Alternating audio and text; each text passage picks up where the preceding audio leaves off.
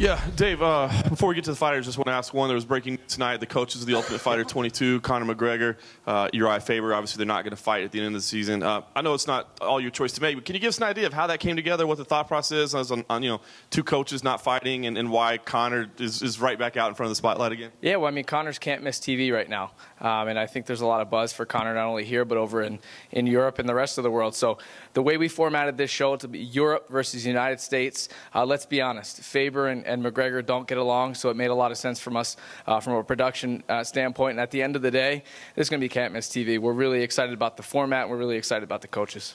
Can you reveal when that was decided? Because obviously they had that little, conflict over the weekend, and people are kind of wondering, did that play into it? Was this something that had already been decided? Was it a backup plan?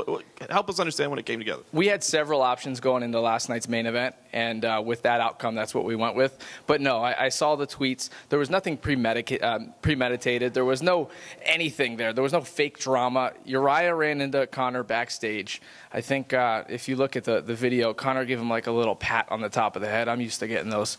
And Urijah didn't react well. Fortunately, Urijah didn't turn that into anything more than it could be. But that wasn't premeditated. That wasn't manufactured. These guys don't like each other. And at the end of the day, one's going to represent the United States, one's going to represent Europe. Also, to follow up on John's question about the selection of Conor McGregor versus Urijah Faber, I think obviously everybody understands the selection of Conor McGregor. Was the idea of entertaining Frankie Edgar to coach Team USA ever considered, seeing as how it's possible that he could be an opponent for Conor before Urijah Faber might be down the line? For sure. We reviewed several different options on it. At the end of the day, I think everyone knows what Urijah brings to the table from a coaching perspective. That's not a knock on anybody else, but he certainly thrives in the TUF format. And I think when you look at him and you look at Conor together, it's pretty combustible, and it should make for great TV.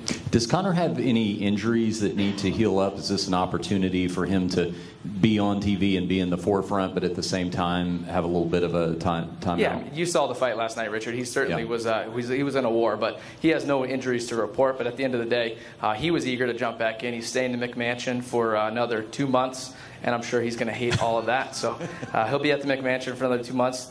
Taping starts this week. Fighters arrive actually tomorrow. So we're going to hit the ground running.